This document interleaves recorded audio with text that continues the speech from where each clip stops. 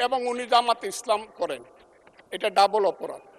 মুক্তিযোদ্ধা পরিবারের লোক কেউ জামাত করতে পারে না। যে যুদ্ধে সারা পৃথিবী জড়িত ছিল, যে যুদ্ধে ইন্ডিয়া 3রা ডিসেম্বর 1971 সনে আমাদেরকে সহযোগী করার জন্য অংশগ্রহণ করেছিল এবং তার হাজার হাজার সৈন্য এই মাটিতে রক্ত দিয়ে গেছে, এবং যে ইন্ডিয়া আমাদের দেশের স্বাধীনতার জন্য বঙ্গোপসাগরে যে 7ম নৌবহর এসেছিল, আমেরিকার বিশ্বযুদ্ধের রিস্ক নিয়েছিল, আমাদের জন্য সোভিয়েত ইউনিয়নের মতো তিনটা ভেটু দিয়েছিল, তা না হলে আমাদের দেশ স্বাধীন হতো কিনা সন্দেহ ছিল।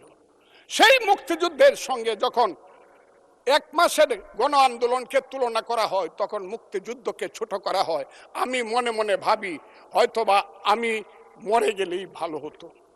আমি আজকে আপনাদের কাছে প্রশ্ন রাখতে চাই, 5ই আগস্টের পরে কি হলো? আমাকে একটু 5ই আগস্টের পরে কি হলো আপনারা জানেন। এইখানে ইউনূস সরকার ছিল, আমি শিল্পকলার সামনে থাকি, একটা গান হইতে পারে নাই, একটা নাটক হইতে পারে নাই, একটা লালনের গীতি হইতে পারে নাই, একটা বাউল গান হইতে পারে নাই। সব কিছু কালো শক্তি ধ্বংস করে দিয়েছিল। তারা বলেছিল কোন মুক্তিযুদ্ধ হয় নাই, 47-এ যুদ্ধ হয়েছে, আর 24-এ যুদ্ধ হয়েছে, আর 71-এ গন্ডগোল হয়েছে। সেই দিন মুক্তিযোদ্ধা হিসাবে আমি বলেছিলাম, আমি বলতে পারবো কিনা কথাটা আপনি, এই আলবদর রাজাকারের বাচ্চারা, এখনো কিন্তু ফজলুর রহমানদের মতো মুক্তিযোদ্ধারা জীবিত আছে। এই দেশে মুক্তিযুদ্ধ হয়েছে, মুক্তিযুদ্ধ সত্য, 30 লক্ষ লোক জীবন দিয়েছে, এটাও সত্য। এই যুদ্ধের মধ্য দিয়েই আমরা সেদিন তাদের সঙ্গে যুদ্ধ করেছি। আমার বাড়ির সামনে মব হয়েছে আমাকে হত্যা করার জন্য। সেদিন আমি আজকের পুলিশকে ধন্যবাদ দিব, আজকের মিলিটারিকে ধন্যবাদ দিব। 10 মিনিটের মধ্যে আমার বাড়ির সামনে তারা গিয়ে উপস্থিত হয়েছে আমাকে বাঁচানোর জন্য। অনেক চক্রান্তের মধ্য দিয়ে ইলেকশন হয়েছে। সেই ইলেকশনে তারা কি করেছে, আজকে যারা আমার ডান দিকে বসে আছে তারা কি করেছে, একদিন তো আমরা ভাই ছিলাম নাকি? তারা যা করেছে সেটা কল্পনা করার মতো না। যত চক্রান্ত করেছে, সেই চক্রান্তের ভিতর দিয়ে যখন তারা প্রচার করতে শুরু করলো তারা বাংলায় 2/3 মেজরিটি পেয়ে তারা পাস করবে, আমি হতভাগা ফজলুর রহমান বলেছিলাম জামাত জোট যদি মেজরিটি পায় তাহলে আমি বিষ খাবো। এই কথাটা আমি বলেছিলাম, আমি বিষ খাবো। হ্যাঁ, কথাটা সত্য, আমি বলে যাচ্ছি। এবং তারা কোনোদিন যুদ্ধে জয়লাভ করতে পারে না, রাজনৈতিক যুদ্ধে, কারণ তাদের পূর্বপুরুষ বাংলাদেশ চায় নাই। বাংলাদেশ যদি থাকে, এই বাংলায় শুধু বেলিচা মিলিয়ার জুই ফুল ফুটে না, এদেশে রক্তগোলাপ রক্ত জবাও ফুটে। এদেশের জঙ্গলে শুধু কোকিল ডাকে না, এদেশের জঙ্গলে রয়্যাল বেঙ্গল টাইগারও থাকে। যতদিন রয়্যাল বেঙ্গল টাইগার থাকবে, মুক্তিযোদ্ধা জিতবে, রাজাকার কোনোদিন এদেশে জয় লাভ করতে পারবে না। আমি চ্যালেঞ্জ করে বলে গেলাম। আমি আজকে আপনাদের সামনে আরো কিছু বলতাম, কিন্তু আমি টাইমটা দেখতে চাই, আরেকটা কথা বলতে চাই। বিরোধী দলের নেতা বলেন, ওনাকে আমি অসম্মান করি না, সব সময় মাননীয় বলে কথা বলি, কিন্তু ওনার দলের লোকজন এখানে বসে আছে, তারা আমাকে ফজা পাগলা বলে কথা বলে। উনি একদিন এটা বলে তারা নাকি সভ্য, তারা নাকি ইসলাম। এবং উনি যে বলতেছে, ওইদিন বললো যে আমার দাড়ি পাকা, আমার চোখের সমস্ত পাকা, উনি আমার চেয়ে 10 বছরের ছোট। আমার বয়স 78 বছর, আমি 48 সনে জন্মগ্রহণ করেছি, উনি 58 সনে জন্মগ্রহণ করেছে। বিরোধী দলের নেতা বলেছেন উনি মুক্তিযোদ্ধা পরিবারের লোক এবং উনি শহীদ পরিবারের লোক, এবং উনি জামাতে ইসলাম করেন, এটা ডাবল অপরাধ। মুক্তিযোদ্ধা পরিবারের লোক কেউ জামাত করতে পারে না, আর জামাত করলে ডাবল অপরাধ করতেছে। এই যে দেখেন তারা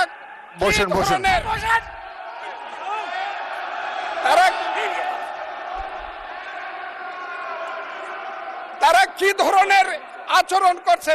আচ্ছা, আজকে তাদেরকে মাননীয় সদস্যবৃন্দ, তাদেরকে আমি মাননীয় সদস্যবৃন্দ একটু মনোযোগ দিয়ে আমার কথাটি শোনার চেষ্টা করুন।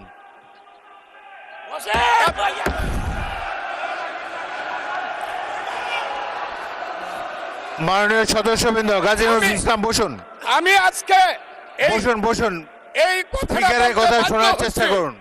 এই কথা মাননীয় সদস্যবৃন্দ, একটা কথা আপনারা মনোযোগ দিয়ে শুনেন। সংসদে দেখেন প্রত্যেক সদস্যের ফজলুর রহমান একটু ওয়েট করেন, একটু ওয়েট করেন। এবং রাজাকার ছিল। মাননীয় সদস্য এবং ফজলুর রহমান ওয়েট করেন। হত্যা করেছে। Hold on for a second. Alim চৌধুরীকে হত্যা একটু অপেক্ষা করেছে। করুন। আমাদের নেতা জিয়াউর রহমানকে পাইলো এরা হত্যা করত 16ই ডিসেম্বরের আগে। মাননীয় সদস্য ফজলুর রহমান অপেক্ষা করুন। আমার শেষ, আমাকে হোল্ড অন একটু ফর 2 মিনিটস। দেখেন ডিস্টার্ব, আমি আর তাদেরকে বল। মাননীয় সদস্যবৃন্দ, এটি বাংলাদেশের জাতীয় সংসদ। এখানে প্রত্যেকেই নির্বাচিত হয়ে এসেছেন, প্রত্যেকেরই এখানে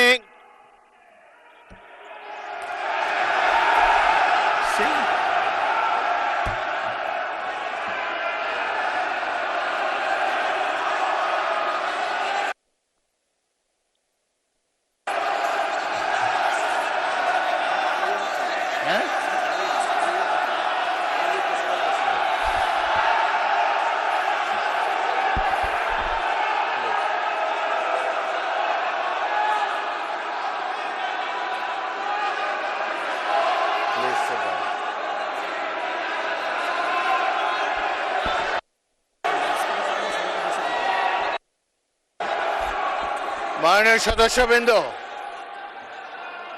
দয়া করে বসুন।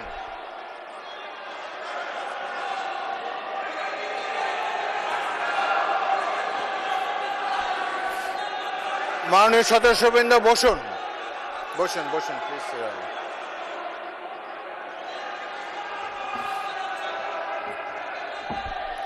বসুন মাননীয় সদস্যবৃন্দ, বসুন বসুন বসুন।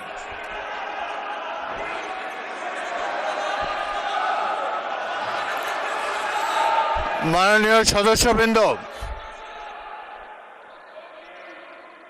মাননীয় বিরোধী দলের নেতা, আমি বলি তারপরে আপনি বলেন। মাননীয় সদস্যবৃন্দ, এটি আপনারা সবাই, মাননীয় সদস্য ফজলুর রহমান আপনি বসেন, বসুন, আপনি বসুন, আপনার সুযোগ দেওয়া হবে বক্তব্য শেষ করার জন্যে। মাননীয় সংসদ সদস্যবৃন্দ, সারা জাতি দেখছে, লাইভ টেলিকাস্ট হচ্ছে, সবাই আপনারা নির্বাচিত সদস্য, এখানে সবাই জনগণের ভোটে নির্বাচিত সদস্য। আমি প্রতিদিনই বলি যে রুলস অফ প্রসিডিওর বইটা একটু পড়েন। যদি এই সংসদ যদি বিধি মোতাবেক পরিচালিত না হয়, এটি আর জাতীয় সংসদ থাকবে না।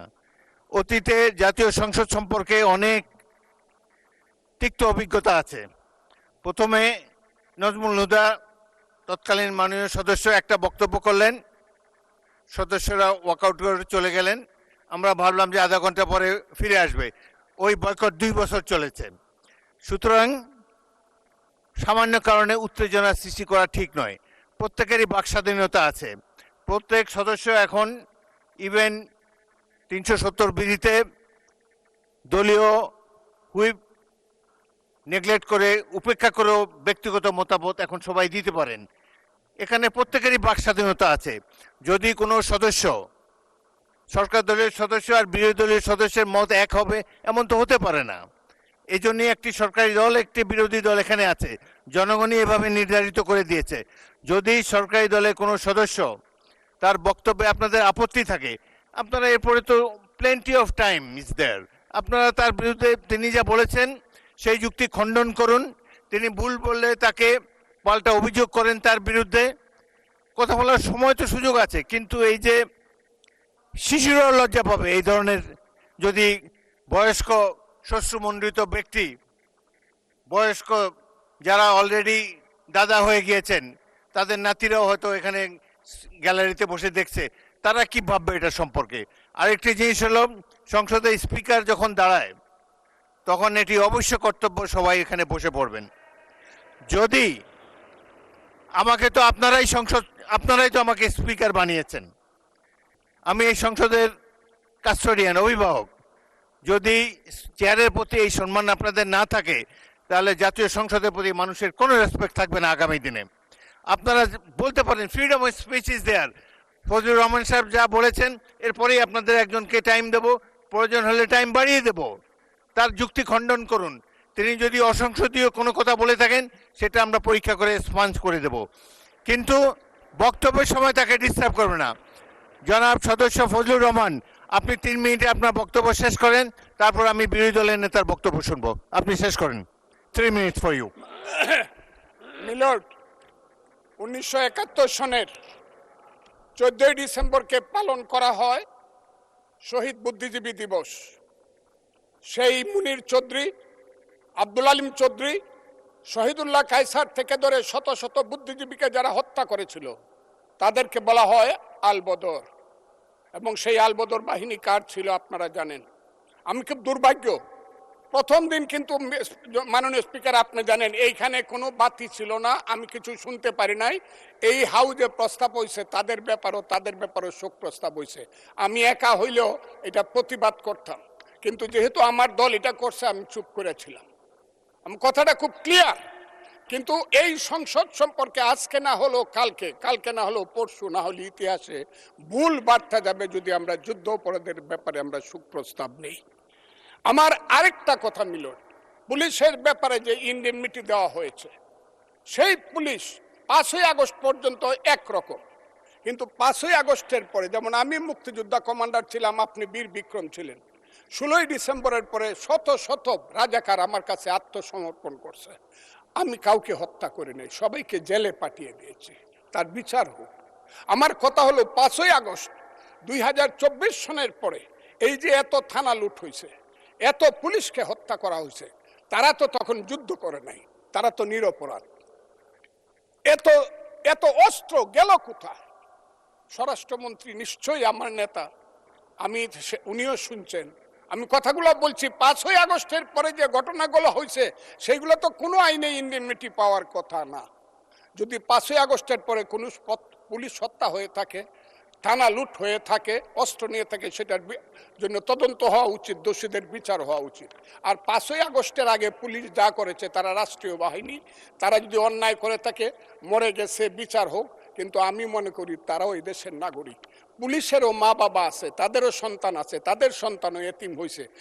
রাষ্ট্র তাদের কাছে গিয়ে বলা উচিত, তোমার সন্তান যেভাবেই নিহত হয়ে থাক, আমরা তোমাদেরকে দেখব। আমার পুলিশের এই আইনটার ব্যাপারে হইল আমার এই কথা। আমি আজকে এই হাউজে দাঁড়িয়ে সর্বশেষ কথাটি বলবো। সর্বশেষ কথাটি হলো, আমার মাননীয় প্রধানমন্ত্রী, আমি যাকে ভীষণ শ্রদ্ধা করি, দেশকে উনি চালাতে পারবে না আমি জানি।